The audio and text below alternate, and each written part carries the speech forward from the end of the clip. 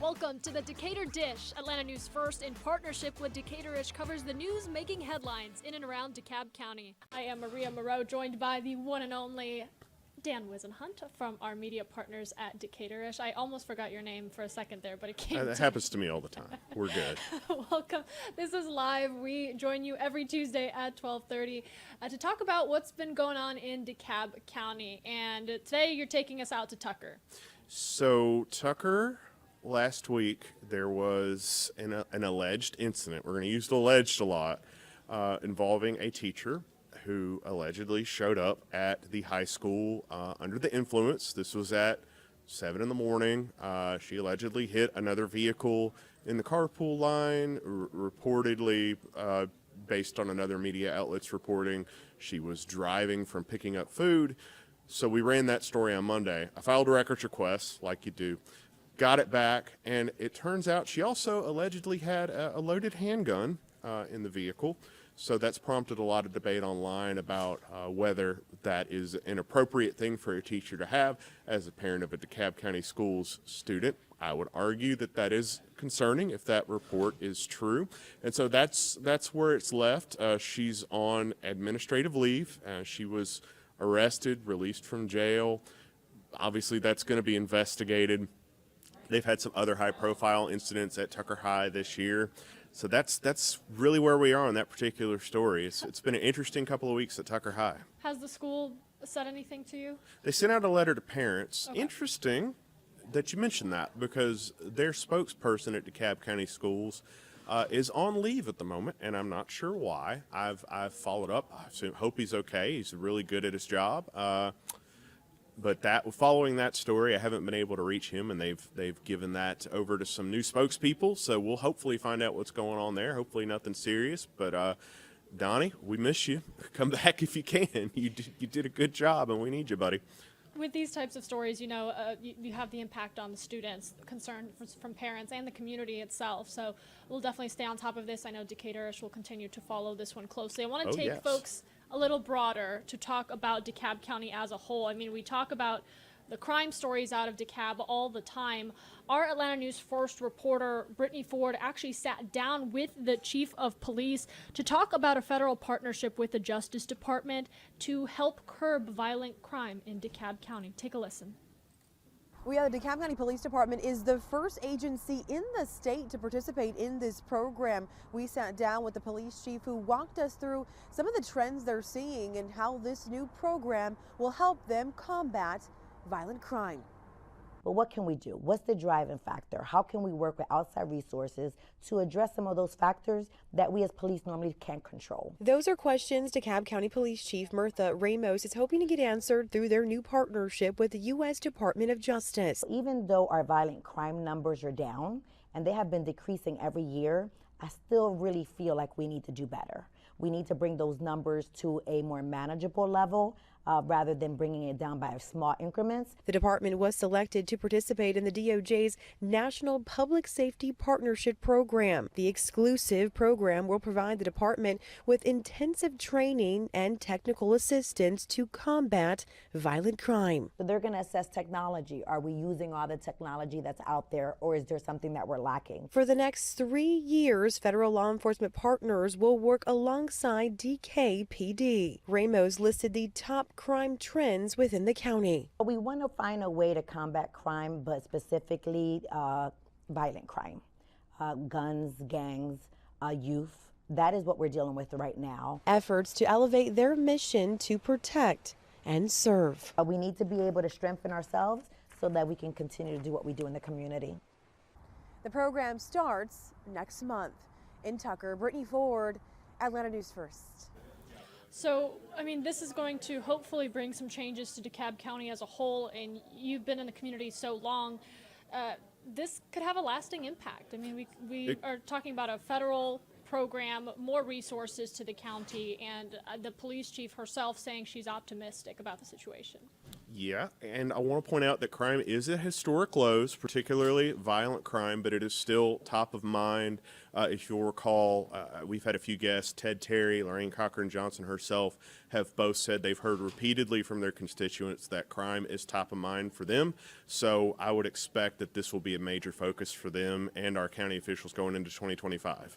Yeah, certainly, and we will obviously keep close eye on this program going into the new year and bring you any updates to come out of that. Take me to Decatur. We have been following a story, I should say Decatur Dish has been following a story that has now created some tension between the State Department of Education and City Schools of Decatur. They're very careful to say that this is not an investigation. They've said it a number of times, which leads me to believe maybe it is not an investigation. We filed a records request on this today.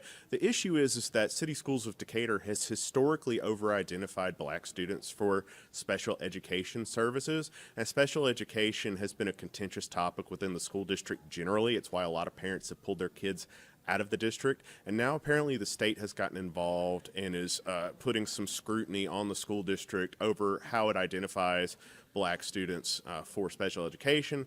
They hired 3 new equity positions to address this topic. We filed a records request, like you do, and we got a 185-page response from the school district. We haven't gotten the documents yet. We are sure interested to read those, so we'll keep you posted on what that says. It sounds like there's also a lot being looked into. I mean, a root cause analysis being conducted, a lot more conversation to come out of this.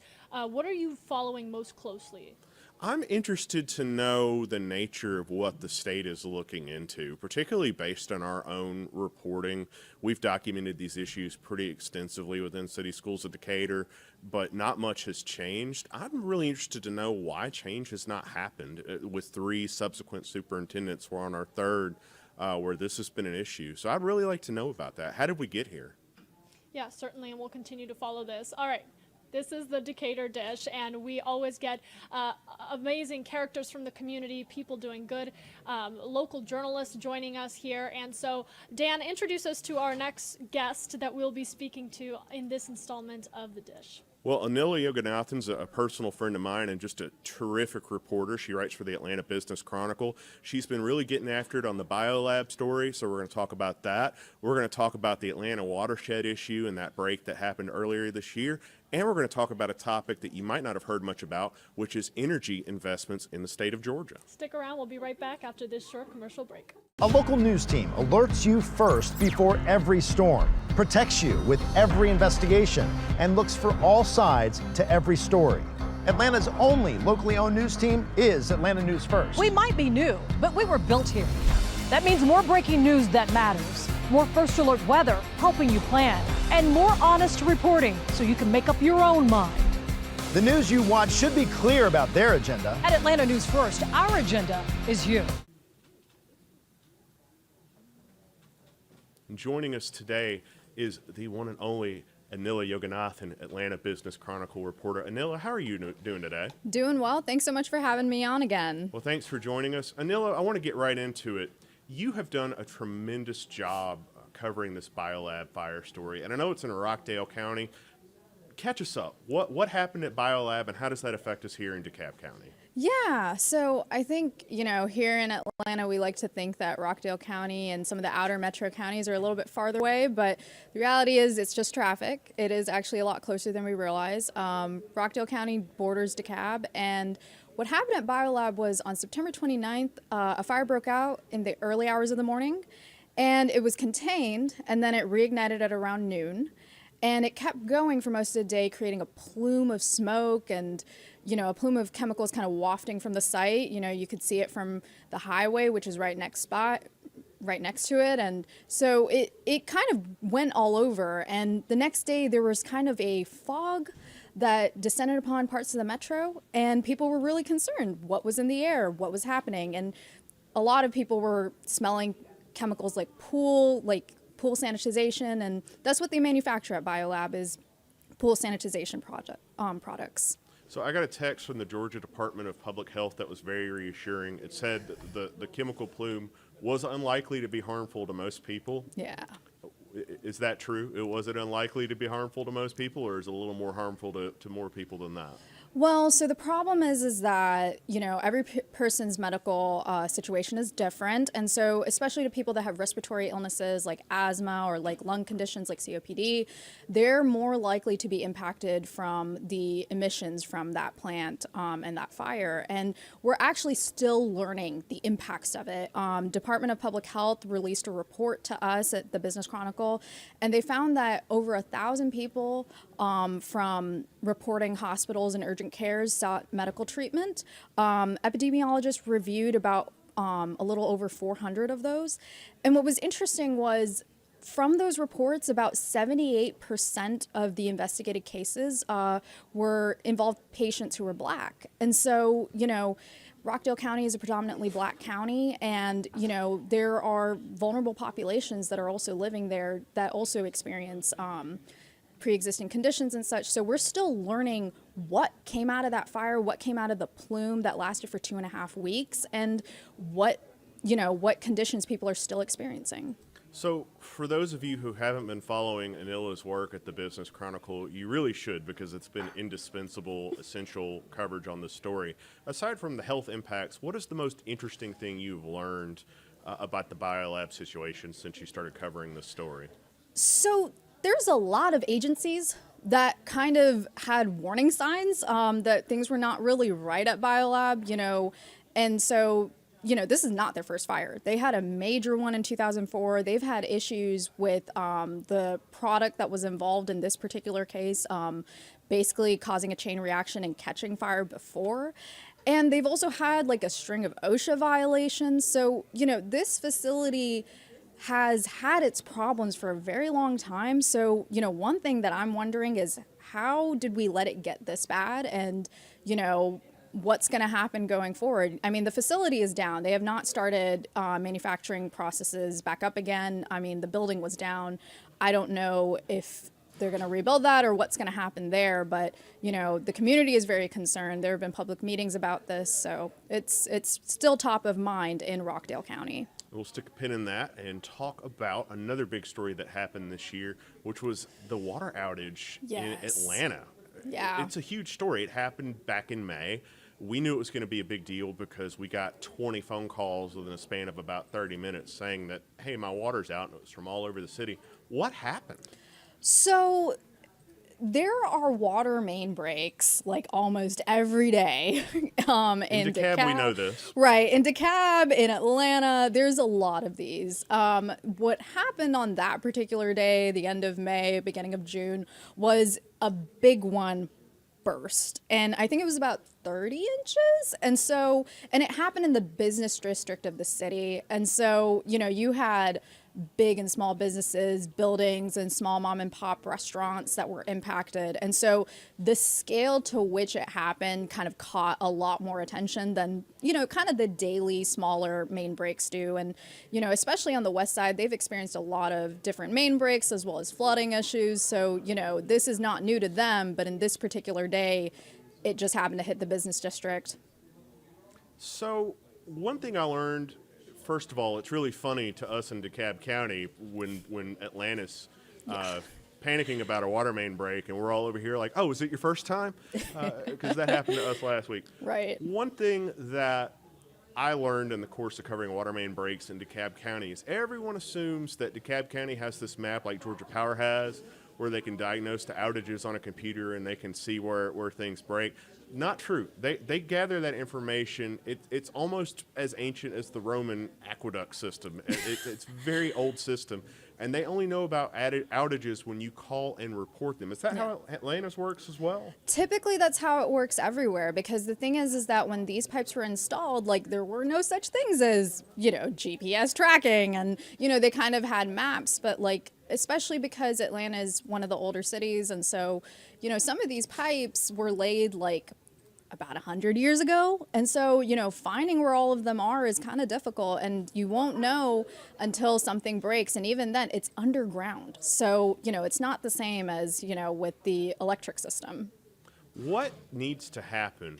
Because people who have been through water main breaks, and I've had internet outages, I've had power outages, and I've had water outages. And if I had to rank them, I think water outages would be at the top of the list because that is miserable, not being able to take a shower for 3 or 4 days. What needs to happen, because we're all preoccupied with how to prevent these things, what needs to happen for Atlanta to not have this sort of thing come up again? Is that even realistic? So I'm not sure if it's realistic to think that, this won't ever happen again. I think the thing is that we have to address the fact that we've got aging infrastructure. And, different sources I've spoken to have talked about the fact that, like, specifically with the water system, not necessarily with the sewer system, but specifically with the water system, we're going to need more funding. And, I think it's about, one source quoted to me, it will cost about $200 million for a year for the next 30 years to replace all of the pipes that have reached 70 years of age in the 15-county region. So it's not an insignificant amount. And if you look at your water rates, it's not the same as your power bill, right? In some cases it's a lot less. And so, we might not like the concept of rates going up, and we definitely, sources have spoken to me saying that we definitely need to think about people that, have limited income and how this impacts them. But yeah, funding is going to be a huge part of this. Makes me wonder, why haven't these investments happened until now? Is it just because this isn't the policy that everyone gets excited about? Why haven't we been doing this already? Yeah, that's kind of the issue, is that, when something is underground, you're not really thinking about it a whole lot. And so, when the power line goes down, you see it, it's obstructing the road. But with water main breaks, it affects different parts of the city at different time periods. And so it might not be your problem today, but it might be your problem tomorrow. And then also there's changing administrations. And so, with any local government, there are changing administrations, changing priorities. So one administration might be focused on something, the other administration might not be. So, having that change can impact, how far we get in repairing the situation. I live in DeKalb County, so I'm going to go ahead and change that might to a will be my problem at some point. It's just a question of when. You referenced energy. We referenced energy earlier in the conversation. And I want to move into a segment we like to call Explain It to Me Like I'm 5. Yeah. So before we moved into, before we did the show, I was pitching topics with Anila, and she mentioned that Oglethorpe Energy has a headquarters in Tucker. First of all, I did not know there was a company named Oglethorpe Energy, and secondly, I didn't know it was in Tucker. So tell me about this company, Anila. Why is this important? Yeah, so Oglethorpe Power Company is one of the power companies here in Georgia, and they serve, I believe, 38 member county cooperatives. And so they service them with energy needs. And they're also one of the owners of Plant Vogtle, along with Georgia Power. And so they have all these different energy assets, generating energy that services their members. And, it's another way for counties and areas to get their power. We talked about how water is something that you don't see or notice until you don't have it. Right. Power is the same way. What is going on in the energy industry in Georgia? We've got some projects that are happening here in DeKalb County, as you know. They're talking about putting up these big transmission lines to increase the capacity there. What are Georgia's energy needs, and why are we pushing forward with these investments like the transmissions lines, like Plant Vogtle and things of that nature? Yeah, so we're growing. We are growing massively, both economically, in terms of population. So you've got people that are moving to the state. You've got people, building manufacturing plants. You also have data centers popping up in different areas. And so the demand for energy is going up, and it's going up exponentially. And Georgia's not the only state. Regionally speaking, in the Southeast, people love coming down here. They like our weather. They like our climate. They like the area. And so, with that growing, that puts a huge strain on the electric grids that are here. And so you're seeing power companies like Oglethorpe Power, like Georgia Power, making further investments on, expanding transmissions lines, upgrading the grid, but also, increasing the amount of investments in energy generation sources. So that's why you saw Plant Vogtle go online. Oglethorpe Power is investing in 2 more natural gas projects. They're expanding one plant and they are adding another one. And so you're seeing kind of this focus on growing the amount of energy we generate here in the state. So the people that are moving here to Georgia, they understand they're moving to Georgia, right? Yes. They've been fully briefed on this? Yes. Okay. Yeah. Just making sure. You might want to look us up. What trends are you following in the energy sector in 2025? What are you looking for? What stories are you going to be keeping an eye on? Yeah, so we're looking to see, how different power companies are choosing to generate energy. So, there's obviously a lot of contention regarding, clean energy sources versus fossil fuel investments, And then the question of how do you make reliable but also cheap energy? And so it's kind of difficult. And so some things that we'll be following is investments in natural gas, increased investments in that, increased seeing maybe some more coal plants shut down and see what the timeline for that is, as well as seeing more solar and battery capacities come online. Coal is still a thing. People are still rocking with coal, huh? Yeah, so, when we built those plants years ago, the power companies would have to continuously upgrade them to meet environmental standards. And so, whether people realize it or not, our society was kind of built off the backbone of coal, and it's been kind of hard to quit. And especially the amount of energy a coal plant generates, it's hard to replace that. And so, you've got a couple different things going on. You've got a huge amount of demand, but then you're trying to bring down a huge energy source. So, you've got to find a way to make sure you keep the grid stable. So it's a bit of a puzzle for these power companies to figure out. Well, Anila, it is always enlightening to talk to you. Keep up the good work over there at Atlanta Business Chronicle, and I hope you'll join us again sometime. Thank you so much for having me. This is the Decatur Dish Show. We tape every Tuesday right here at Atlanta News First at 12:30 p.m. You can check us out on the Atlanta News First Plus app. You can download that. It's a great way to support us here at Decatur-ish. Want to let everybody know our fall fundraiser, it's at $25,000. We reached and surpassed last year's goal. Good job, y'all. We're trying to get to $30,000 by December 21st. To contribute to that fall fundraiser, please visit supportyourlocalnews.com. Join us next week right here on Atlanta News First Plus at 12:30 p.m., where we will be recapping the biggest stories of 2024. Until then, we hope everybody has a great week, and we'll see you next Tuesday.